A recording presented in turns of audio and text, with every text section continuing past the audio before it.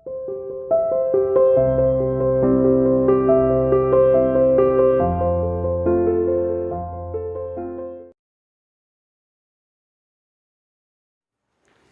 morning students, how are you? You are welcome to CR International Online Classes। आज का आपका assignment number 68 12th arts के अंदर हिंदी और इंग्लिश मीडियम के अंदर कॉमन है। आपका टॉपिक है इसके अंदर merits and demerits of mansabdars. Mansabdar व्यवस्था जो लागू की गई थी मुग़लों के यहाँ पर, तो मुग़लों ने इसके कुछ लाभ भी थे, कुछ इसकी हानियाँ भी थी इस मनसबदारी व्यवस्था की।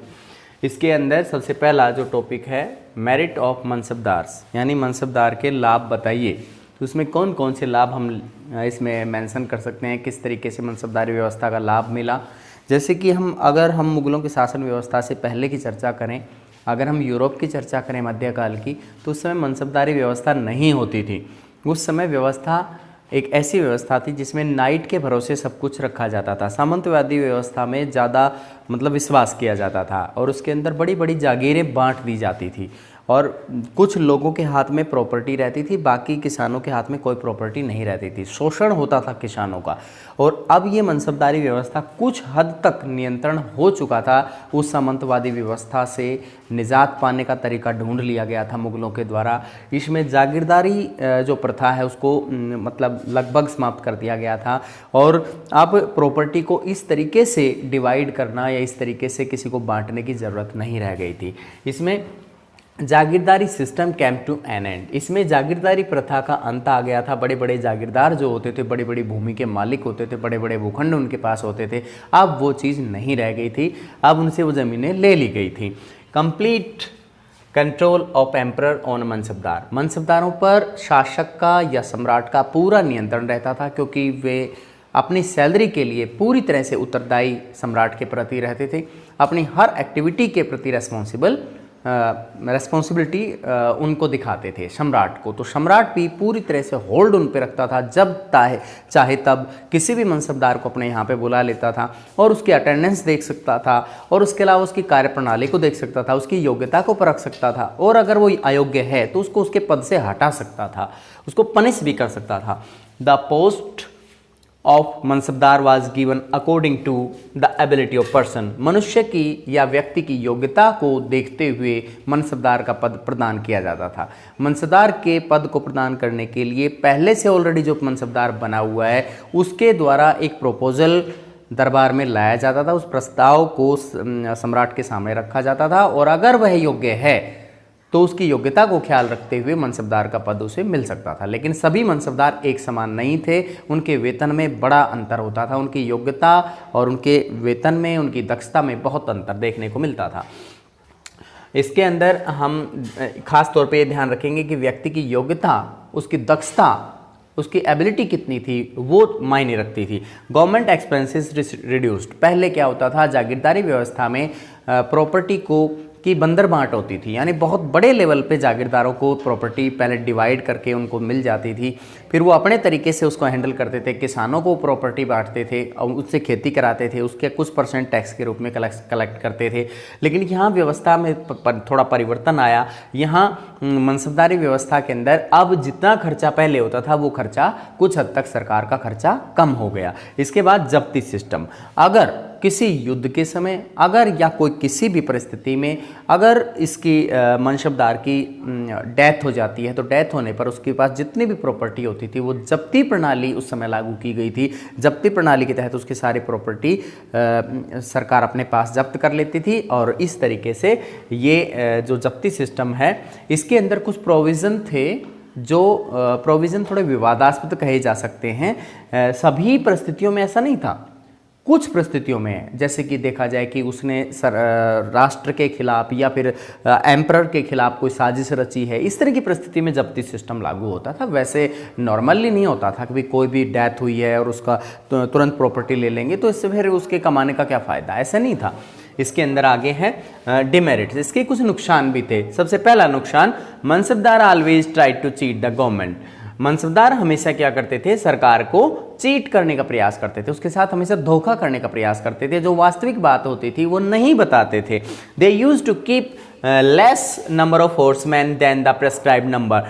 वे अपने पास जितना रिकॉर्ड में उन्होंने सम्राट के सामने अपने घोड़ों की, घुड़सवारों की संख्या बताई हुई होती थी, उससे कम संख्या में घोड़े अपने पास में रखते थे और सैलरी ज़्यादा घुड़सवारों की प्राप्त करते थे। तो एक बहुत बड़ा धोखा था और अंधेरे में रखा जाता था सम्राट को, एक ये चीटिंग थी।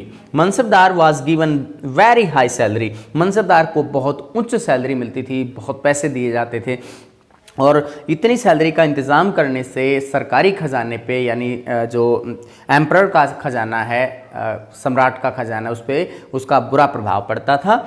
इसके अलावा इसके नेक्स्ट टॉपिक आपका है main effects of religious policy of Akbar. Akbar की कुछ धार्मिक नीतियों के क्या क्या प्रभाव सामने आए। धार्मिक प्रवृत्तियों का या उसकी धार्मिक विशेषताओं के बारे में हम पढ़ चुके हैं, कल ही हमने इसको कंप्लीट किया है। अब इसके बाद में हम इसकी इफेक्ट्स जान लेते हैं कि उसकी जो धार्मिक नीतियाँ उसने अपनाई तो उसके कितने पॉजिटिव या नेगेटिव, किस तरीके के प्रभाव उसके सामने आए। सबसे पहले देखिए वास्ट मुगल एम्पायर, उसका साम्राज्य बहुत बड़ा हो गया, इसका मतलब पॉजिटिव इफेक्ट है उसका।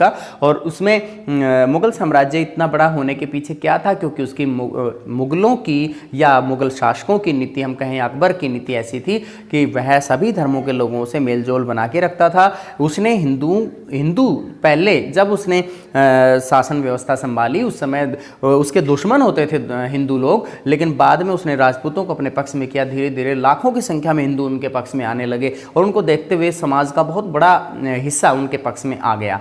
और इस तरीके से एक ऐसी व्यवस्था का परिवर्तन हुआ कि मुगल जो साम्राज्य है उसकी दृढ़ता बढ़ती चलेगी, मजबूती बढ़ती चलेगी, उसकी जो शासन पे पकड़ है वो भी बढ़ती चली गई और मुगल साम्राज्य बड़ा होता चला गया। इसमें बड़ा योगदान था हिंदू समुदाय का, क्योंकि हिंदू समुदाय पहले विश्वास नहीं करता था, लेकिन बाद में उसने अकबर पर बहुत अच्छे से विश्वास किया। उन्होंने माना कि हमारा शासक है, कि योग्य शासक है, अच्छे से संभाल सकता है।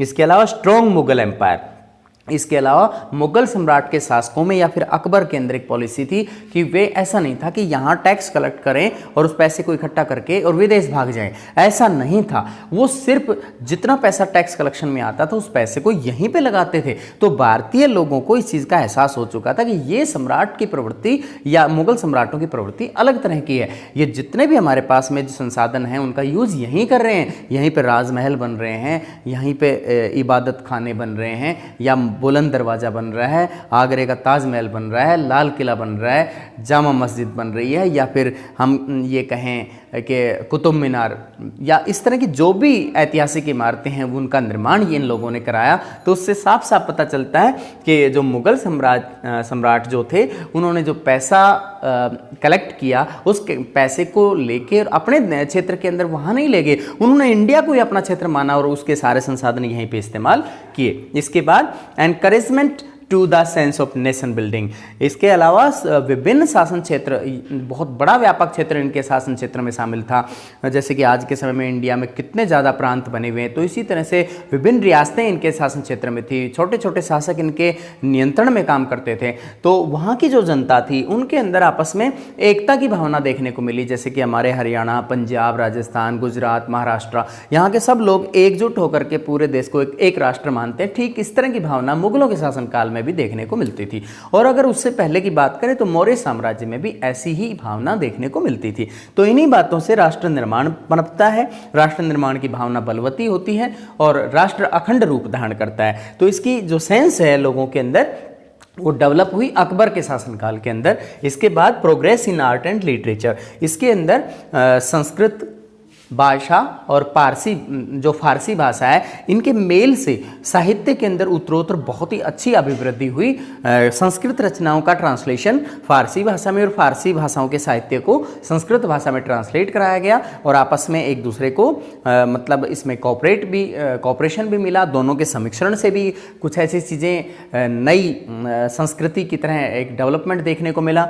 और इसके अंदर जो मुगल काल के दौरान जो बिल्डिंग्स बनती थी, भवनों का निर्माण होता था, उस आर्ट के द्वारा और उस साहित्य के द्वारा एक नया संचार हमारे यहाँ देखने को मिला। क्योंकि उस समय जो कलाकार होते थे, जो आर्टिस्ट होते थे, चित्रकार होते थे, उन्हें प्रोत्साहन दिया जाता था, उन्हें इनाम पुरस्कार वगैरह दिए जाते थे।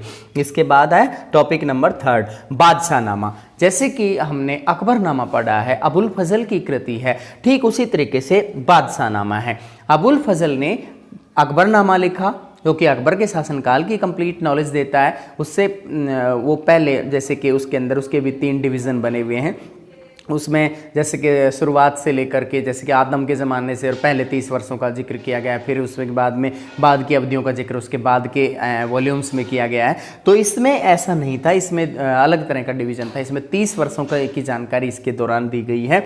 बादशाह नामा के अंदर इसके जो लेखक थे अब्दुल हमीद लाहौरी थे, जो कि अबुल फजल जिसने अकबरनामा लिखा उसके शिष्य थे। ये प्यूपिल थे किसके? अब्दुल हमीद लाहौरी अबुल फजल के शिष्य था। अबुल फजल ने जिस तरीके से काम किया उसी तरीके से इसने काम करने की कोशिश की। इसने अपनी इस पुस्तक को या इस कृति को, इस रचना को 3 हिस्सों में बांटा, 3 वॉल्यूम इसके रखे और प्रत्येक वॉल्यूम 10 साल का विवरण प्रदान करता है, 10 साल की घटनाओं का आलेख देता है। और ये एक मतलब एनेक्डोटल रिकॉर्ड्स था, घटनाओं का क्रमवार अध्ययन इसके अंदर देखने को मिलता है। इसकी स्टडी करने से पता चलता है कि इसमें क्रमवार घटनाओं का उल्लेख किया गया है। It is official history of events which occurred during reign of Shahjahan. ये शाहजहां के शासनकाल के अंदर ये एक तरह से सरकारी घटनाओं का एक आलेख है, सरकारी आलेख है, जिससे घटनाओं का विवरण हमें पता चलता है। इससे जानकारी पता चलती है कि कौन सी घटना पहले घटी, उसके लिए रिस्पॉन्सिबल कौन थे, इस तरह की सारी जानकारियां हमें मिलती हैं। खास तौर पे ये ध्यान रखना है कि शाहजहां के शासनकाल के अंदर ऐसा हुआ, शाहजहां ने खुद रिक्वेस्ट की अब्दुल हमीद लाहौरी से कि जिस तरीके से अकबरनामा की रचना की गई है ठीक वैसी ही पुस्तक हमारे लिए भी लिखी जाए, और जिसमें मेरे जीवन के बारे में यानी शाहजहां के जीवन के बारे में पूरी कंप्लीट नॉलेज लोगों को मिले, यानी आने वाले वंशज उन चीज़ों को देखें और एक तरह से एक इतिहास लेखन की एक नई परंपरा जो कि अकबरनामा के द्वारा शुरू की गई थी, तो इन्होंने उस परिपाटी को, उस परंपरा को और आगे बढ़ाया। इसके बाद 3 volumes, each volume covered a period of 10 years. इसके अंदर 3 वॉल्यूम रखे गए और प्रत्येक वॉल्यूम 10 साल को कवर करता था। 10 साल की घटनाओं का उल्लेख उनके अंदर किया गया था। पहली में 10 साल, फिर 10 साल नेक्स्ट में, फिर उससे 10 साल नेक्स्ट के अंदर उनका विवरण मिलता था। लेटर सादुल्ला खान द वजीर ऑफ शाहजहां, याद रखें शाहजहां का एक वजीर था जिसका नाम था सादुल्ला खान। उसने क्या किया? रिवाइज द फर्स्ट 2 वॉल्यूम्स, उसने पहले 2 वॉल्यूम्स को रिवाइज कर दिया, यानी एक तरह से कुछ हद तक उसके अंदर कुछ चेंजमेंट भी किया होगा, कुछ उसमें जोड़ा भी गया होगा, तो रिवाइज कर दिए इसने। तो इसका नाम भी याद आपको होना चाहिए, सादुल्ला खान ने इसको रिवाइज किया। और फिर उसके बाद Asiatic society publish the edited version in 19th century. 19वीं सदी के अंदर एशियाटिक सोसाइटी ने इस वर्जन को सबसे पहले छापा यानी पब्लिश किया।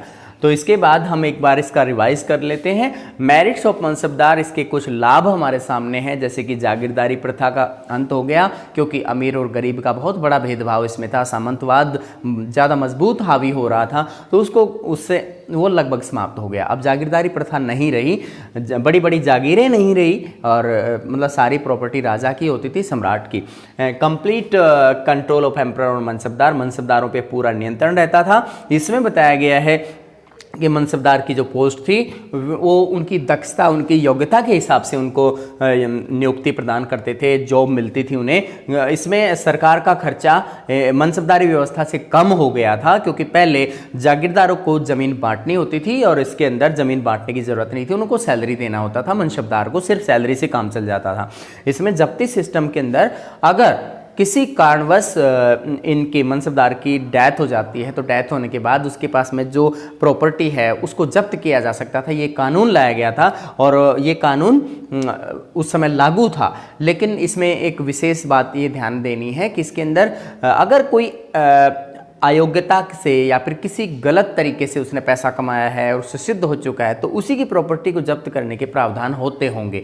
ऐसा नहीं कि अगर जो भी व्यक्ति जैसे मनसबदार है उसकी डेथ होती है और उसकी प्रॉपर्टी लेंगे, तो फिर कौन मनसबदारी को निभाएगा? मनसबदार कोई बनेगा ही नहीं। तो ये चीज़ थोड़ा सा डाउट में है, और इसको ये यहाँ पे ये बात ध्यान रखें, जब्ती सिस्टम उसी पे लागू होता होगा जिसने गलत तरीके से दुरुपयोग, सत्ता का दुरुपयोग करते हुए गलत तरीके से पैसा कमाया, और फिर उसका बाद में पता चला और पता चलने पर उस पर कार्रवाई की गई। इसके बाद डिमेरिट्स में मनसबदार के अंदर हमेशा वो क्या करते थे, सरकार को चीट करते थे, धोखा करते थे, सम्राट के सामने वास्तविक जानकारियां नहीं रखते थे। They use to keep less number of horseman than the prescribed number. वे जितने रिकॉर्ड के अंदर अपने घुड़सवारों की संख्या या घोड़ों की संख्या लिखवा के रखते थे, उससे कम संख्या में घोड़े अपने पास रखते थे, घुड़सवार कम रखते थे और उनकी सैलरी ज़्यादा प्राप्त करते थे, यानी सैलरी ज़्यादा के ले लेते थे और घोड़े उनके पास में कम होते थे या घुड़सवार कम होते थे।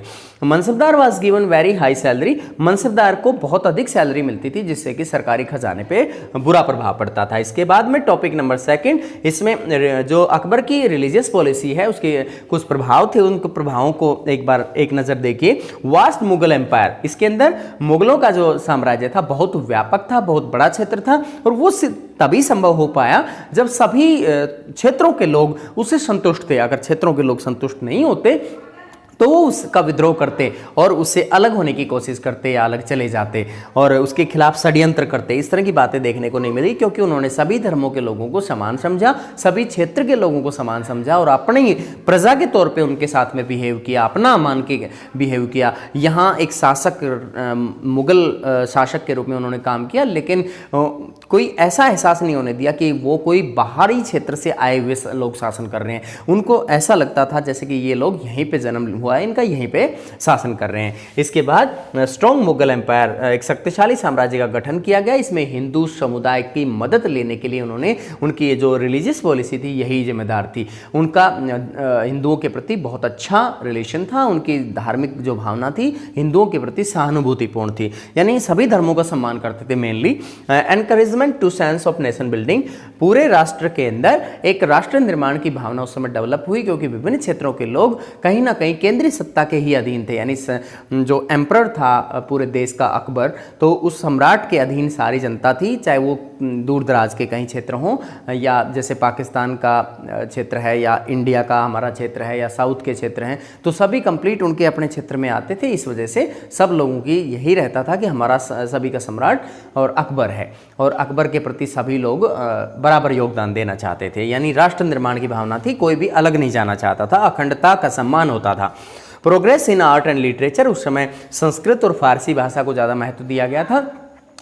फारसी भाषा के अच्छे अच्छे साहित्य संस्कृत में ट्रांसलेट कराए गए और संस्कृत के फारसी में कराए गए। इससे दोनों के मतलब एक तरह से जो दोनों भाषाओं के साहित्य में वृद्धि हुई और ज़्यादा लोगों की जानकारियाँ बढ़ी, क्योंकि संस्कृत जानने वालों ने फारसी भाषा को जाना, फारसी वालों ने संस्कृत भाषा के साहित्य को जाना, उससे उनमें आपस में एक सामंजस्य पैदा हुआ, एक नई संस्कृति का जन्म हुआ। इसके बाद बादशाह नामा के बारे में बताना है। अब्दुल फजल जो है, अबुल फजल का शिष्य अब्दुल हमीद लाहौरी, इसने बादशाह नामा को लिखा। इस बादशाह नामा को लिखने के लिए शाहजहां ने रिक्वेस्ट की कि मेरे लिए भी उसी तरह की रचना लिखी जाए जिस तरह की अकबर के लिए अकबरनामा लिखी गई है।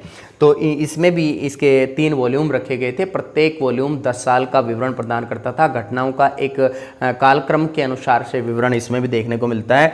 इसमें बाद में सादुल्ला खान जो कि शाहजहां का वजीर था, उसने इसके अंदर कुछ रिवाइज़ किया, यानी पहले 2 वॉल्यूम्स को रिवाइज़ किया, तीसरे में को वॉल्यूम को रिवाइज नहीं किया गया, 2 ही वॉल्यूम रिवाइज किए गए हैं। और एशियाटिक सोसाइटी को ने 19वीं सदी के अंदर इसे पब्लिश कराया है, इसको प्रकाशित किया है। धन्यवाद।